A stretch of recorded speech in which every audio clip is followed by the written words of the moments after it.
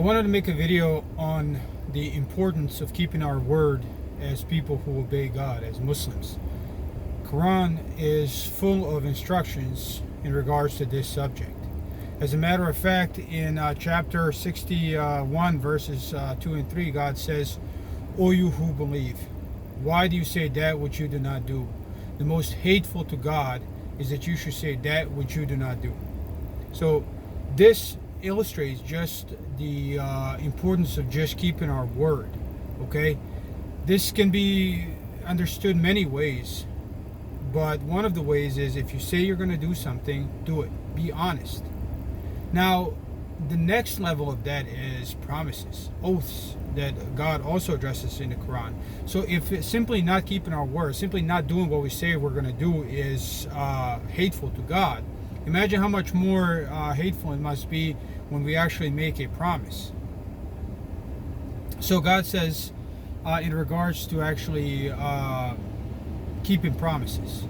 In chapter 2, verse 177, God says, "It is not piety that you should turn your faces toward the east or the west, but piety is that you should believe in God and the last day and the angels and the book and the prophets, and to give away wealth out of love for God, for Him, to your relatives and the orphans and the needy and the traveler and the beggars and for the captives, and to pay zakat and performers of a promise when they make a promise, and those who are patient in the times of distress and affliction and war.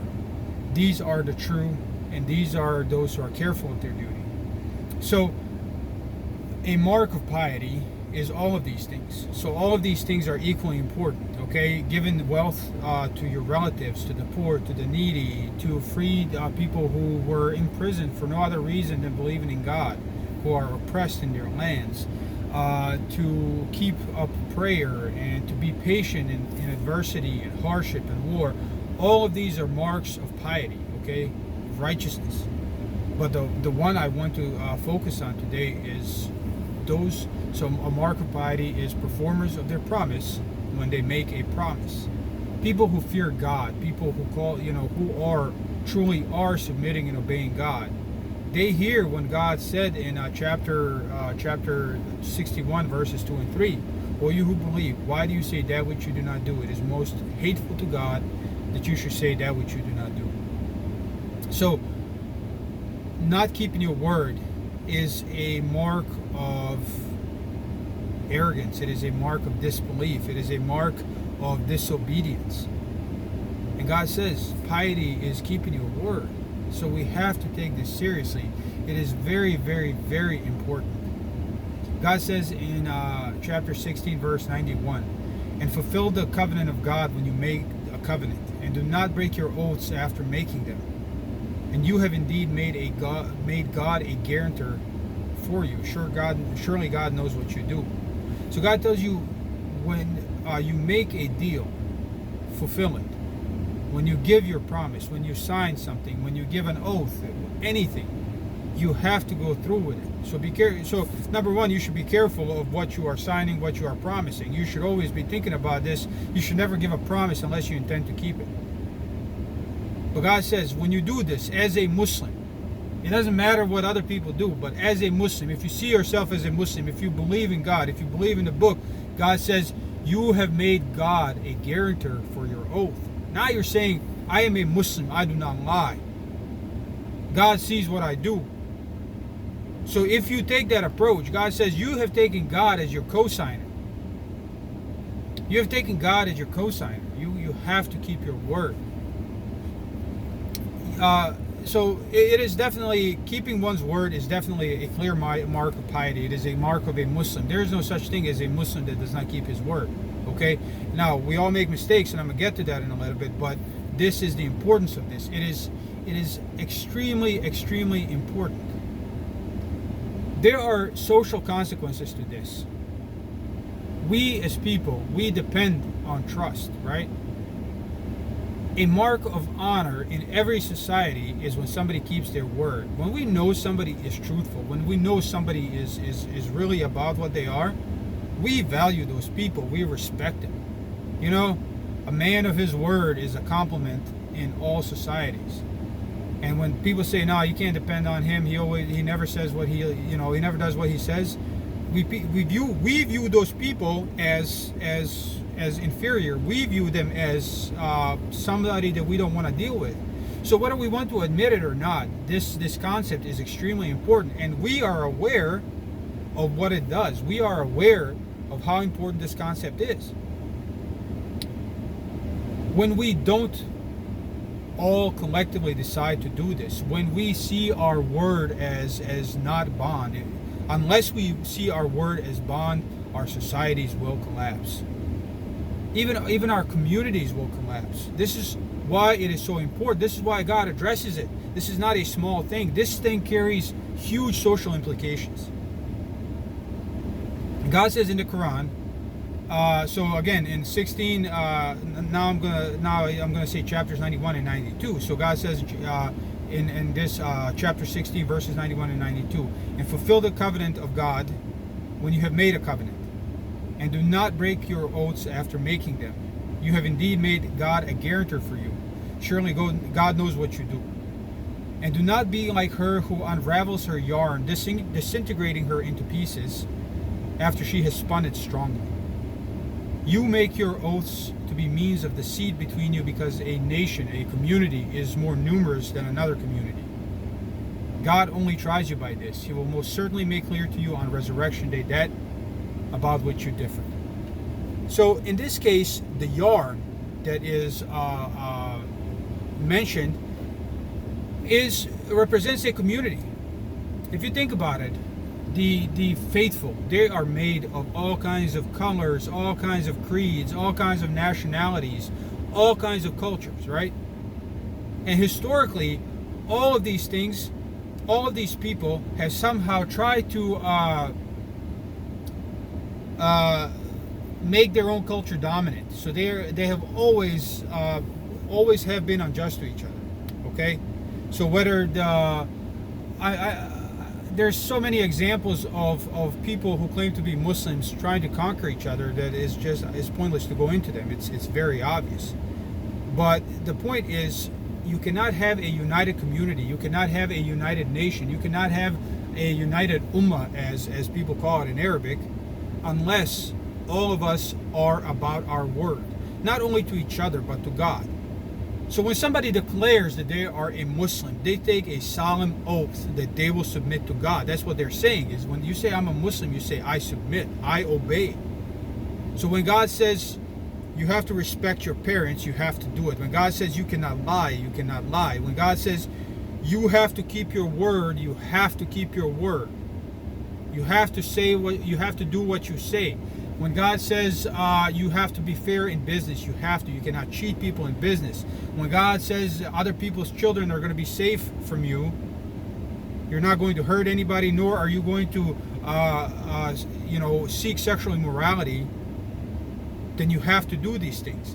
When God says you have to stand firmly for justice, you have to do these things. So you have made a solemn deal with God, that when God says do all of these things, that you are going to do them. When you say I am a Muslim, this is what you are saying. You took that responsibility upon yourself.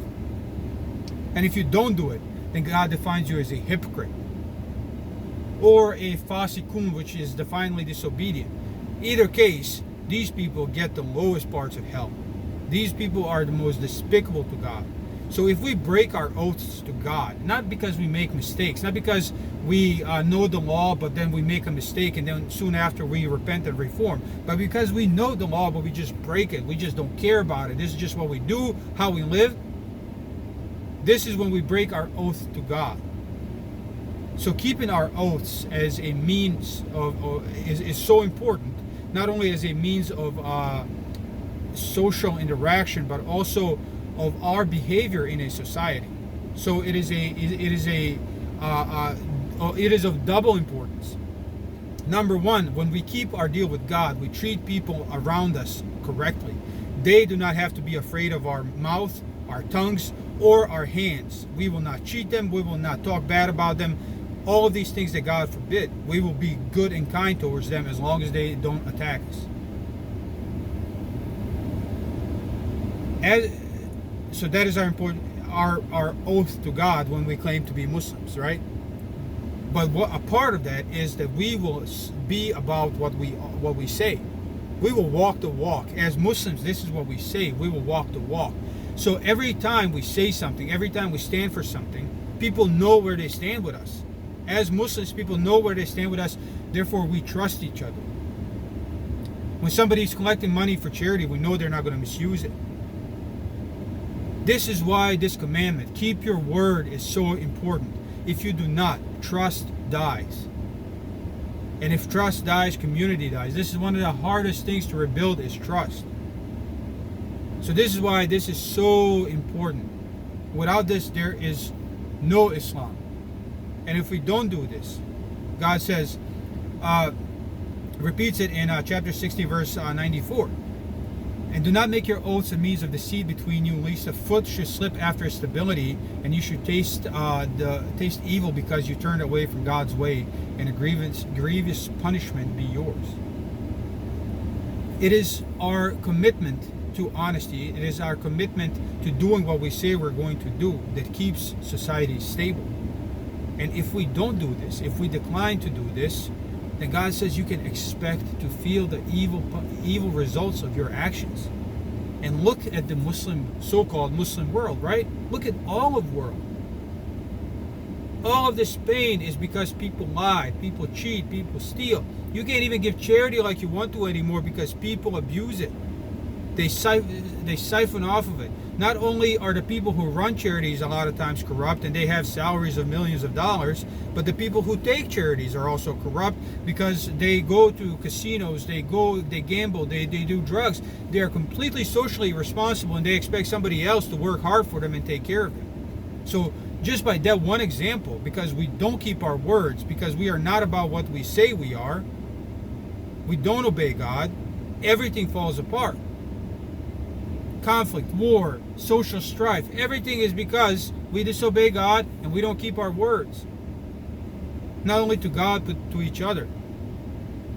So nobody trusts anybody. Now, if people who don't call themselves Muslim, if they want to lie, if they want to cheat, if they want to steal, that's their problem. But if you call yourself a Muslim, you have an obligation to God to obey. And you have to be about your word to God and to people. So when people interact with you, they need to see your Islam on what you do and what you say. And you're always going to do what you say. So be careful when you make promises. Now, we're not perfect, so God knows we're going to make this mistake, right? So God gave us a way to expiate for our mistakes. So if you make a promise and you can't keep it, or you realize, hey, this was a wrong thing to promise, I don't want to keep this, God gives you a way to repent and reform. God gives you a way to expiate yourself, to atone for it, right? So in chapter 2, 225, chapter 2, verse 225, God says, and God does not call you to account for what is unintentional in your oath. So if you make an oath and you really didn't think about it, He only, but He will hold you accountable for what your hearts have earned. So if you are doing this on purpose, you are in big trouble. But God is forgiving and forbearing. And God says in chapter 66, verse 2, God indeed has sanctioned for you the atonement for your oaths. And God is your protector, and He is the knowing and wise. So this is just what I said. This is just where I found that there is an atonement for our oaths. And in chapter 5, verse 89, God says, again, God does not hold you accountable for what is unintentional in your oaths. But He holds you accountable for making of deliberate oaths. So if you're deliberately doing this. So its expiation is feeding of 10 poor people out of the food you feed your families with, or clothing of those 10 people. Or freeing of a neck, freeing of a slave, freeing of a servant. Whoever cannot find these things, they should fast for 3 days. This is the atonement for your oaths when you swear. And guard your oaths. Thus does God make clear to you His communications, that you may be grateful. So the purpose of this is not for you to fast or to feed people or clothe them. You should be doing that out of your charity because you are a Muslim. Okay, so you're going to be fasting because you're a Muslim. You're going to be clothing poor people because you're a Muslim. You're going to be feeding them because you're a Muslim. Because charity is a commandment of God. This is not the purpose of this atonement, right? The purpose of this atonement is if you make these mistakes constantly and you always have to fast for 3 days or feed all these people, and maybe you don't have the financial means, you are pretty soon going to start to think about this. Can I actually keep my word when I give my word, right? This is the goal, right? This is what Islam is. Ultimately, as people of heaven, people will be expected to always do what they say, to be 100% truthful. So in heaven, you're going to have to be 100% truthful. You have to come very, very, very, very close to this in this world. Otherwise, a liar, just a simple liar, is not going to be allowed into heaven. If they start lying in heaven, heaven stops being heaven. It's not heaven anymore. So people are going to be expected to come very close to this. They are expected. And all of these procedures, so atonement, right? This atonement is for you to change your behavior. Fasting is for you to change your behavior. Charity is for you to change your behavior. Prayer is for you to change your behavior. The easy part of religion, the stuff I just listed, that's the easy part of religion, okay? The hard part of this is keeping your word. That is the hard part of religion. That actually takes effort, and you need tools to actually achieve this. This is what is expected of you. One of these tools is the process of atonement for making promises you did not keep, making deliberate promises you did not keep. The level of disgust God holds for people who do not keep their word is apparent in the Quran, and this needs to be understood. This is why this is so important that we need to understand this, because we have to be these people. God says in the Quran in chapter 50 at verse 16, it's talking about a people, and they said these people make their oaths to serve as a cover, so they turn away from God's way. Therefore they shall have a humiliating punishment. So people, it doesn't matter which people, it doesn't matter what they call themselves, it doesn't matter which label they ascribe to themselves, any people that use their oaths as a cover. So, they say, oh, I swear, this is not what I meant, when they stole something or, cheated somebody or something. People who use oaths as a cover to do evil, they will have a humiliating punishment. Doesn't matter what label you ascribe to yourself. You can call yourself a Muslim all you want. If you do this, you will have a humiliating punishment. If I do this, I will have a humiliating punishment. That is a promise from God. In chapter 8, verses 55 and 56, God says, surely the vilest of animals, in the sight of God are those who disbelieve, then they would not believe. Those with whom you make agreements, then they break their agreements every time, and they are not careful of their duty. So, I understand that God says that those who disbelieve, right? But their characteristic is they do not keep to their oaths. They do not keep to the deals that they made. Why do they not keep to it? Because they disbelieve in God. Their objective is to gain the upper hand. Their objective is not to obey God. And if your objective as a Muslim is to gain the upper hand, that you're not a Muslim. You're just like them. You use your oaths as a means of deceit. And when you make them, you do not keep them, just like them. There is no difference between you and them, other than they ascribe to themselves a label of a disbeliever, and you ascribe to yourself a label of a Muslim. You can call yourself a helicopter. You can call yourself Pluto. It doesn't matter. You're not a planet, nor are you a helicopter, nor are you a Muslim if you do this. So this is how important it is. God hates this. God doesn't hate Muslims. God doesn't hate Muslims because Muslims obey. God hates people who do these evil things, no matter what they call themselves. God says in chapter 63, verse 2, the hypocrites make their oaths a shelter, and thus turn away from God's way. Surely evil is that which they do. And we all know God says in the Quran, as far as hypocrites, for them is the lower level of hell. So, not keeping your word, using your oaths as a shelter, is like, I swear I didn't do it. By Allah, I didn't do it. Or wallahi, or whatever the people say. And people do that all the time. They use their oath as a shelter. They swear by God as a shelter so they don't have to tell the truth, so they're not caught. This is how idiotic these people are. They are condemned in the Quran and they swear by God. It is sad that they're so blind. This is why I made this video. We cannot be so blind. This is so important. This is more important than getting caught in a mistake and then admitting it and everybody thinks you're a jerk. It's more important to do that. Keep your word. Do not make your oaths a shelter. Don't swear that you didn't do something or that you don't know something or whatever. Making God, you made God your guarantor, your co-signer. So, don't do that to yourself. You're not getting away with anything. It's your destruction. You're getting destroyed. Don't be confused by what you call yourself. This is important. This is very, very, very important. Religion needs to be taken with the seriousness due to it. It is not a club. It is not fun and games. God actually sent messengers. And these messengers told us what to do. And the last of those messengers was Prophet Muhammad.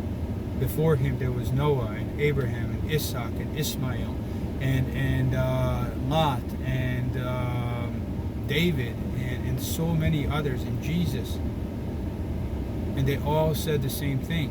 You have to obey God. And those people who obeyed God, who followed them, we view them as great people. We view them as great people. And we view those people who disobeyed the prophets, who killed them unjustly, we view them as evil people, and we know they're going to hell. So when somebody repeats these messages to us, if we disobey, we are the evil people who are going to hell. Those people view themselves as believers of something, and yet we know that they're going to hell. We have to look in the mirror. These are all important concepts. I have made several of these videos. I try to keep them short, but unfortunately it's hard. But there are so many of these concepts of what we have to become, and these things that we see a part of religion, like fasting and prayer and stuff, are tools to help us become these people who belong in heaven before we die. We have to take this seriously. This is serious. We are dying as we speak. We don't have unlimited time. I hope people take this seriously, because it is serious. It's not a joke. Death is guaranteed. Meeting God is guaranteed. Don't let people excuse you. Don't excuse your own behavior. If you just focus on keeping your word, if you focus on this, you will stop lying. It will help you with everything. You may not do it right away. You may not be able to keep all your promises right away. But at least the consequence of that is you're going to be feeding a bunch of people or fasting a lot. So it will help you no matter what. You just have to keep this in mind and keep trying. So I wish everybody good luck, and I hope I gave the examples clearly enough to show the importance of this topic.